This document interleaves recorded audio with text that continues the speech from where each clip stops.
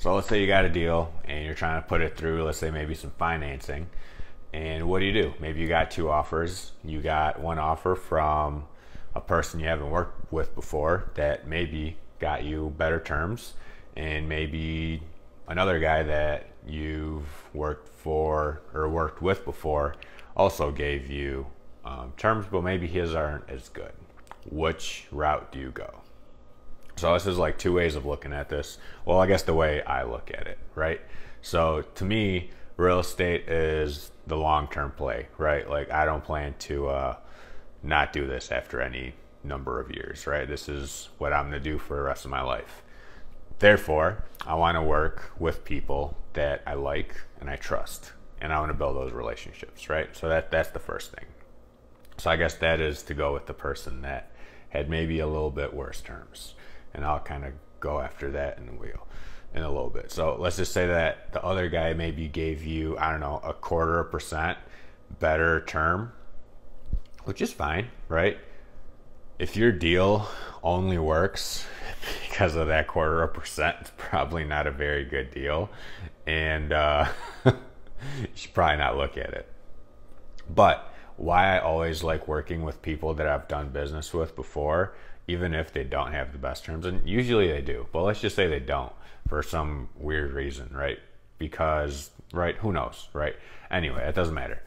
I always like working with people I know because I trust that that deal is going to close, right? So every time I was buying like single family houses, I was buying them through the guy I bought my first rental with. And every single one after that, I went with him. I didn't even shop around because I knew right away I would call him in an hour. I'd have my pre-approval, and every single time we closed with no issues, no problems, no nothing, right? Same story on the commercial side, same story on this side, right? And I would go into these groups and I'd be like, okay, whatever, maybe I got like 4.25%. And this was like a few years ago, right? And maybe they got like a whatever 3.95, and they're like, oh, like trying to like brag that they got this better percentage. And I'm like, cool, bro. Like to me, it doesn't matter, right? Because if the deal makes sense, if right, if you're meeting your cash flow numbers, and I get it, everyone's going to be like, well, why don't you make more cash flow?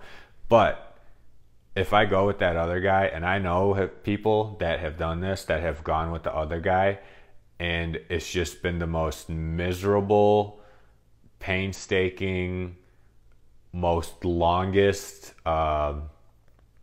closings a deal ever for multiple reasons, right? So that's why I always like sticking to the people that I've done business with before, because if I done business with them before and they were good to do business with, then right, they're gonna keep doing that in the future. And that goes from their side too. They're like, hey, you know, this guy, he's easy to work with, so I'm gonna push his stuff through as fast as I can, right? You're always top priority the more you work with people. So, and this kind of goes for like even like on real estate deals, right? Like there's these guys that we talk to that own, you know, hundreds of units, right? And I'm not gonna sit there and go back and forth, and you know, some of these deals are big, right? And go back and forth on like 20, 30, 40, 50 grand, right? Because I need to be at this number, he needs to be at this number. I just tell him what number I need to be at. We're not going to keep going back and forth because he's got more deals in this, right, that he has that I want. So if he knows that I'm that guy that's going to be like, oh, that door handle is broken, oh, that dishwasher is bad, oh, like if you keep doing that, like no one's going to want to do business with you, even if you get it done at whatever price he wants, and then you do your inspection and find all this like little stuff, right? And obviously there's like little stuff and big stuff, and there's all these different things to take into consideration.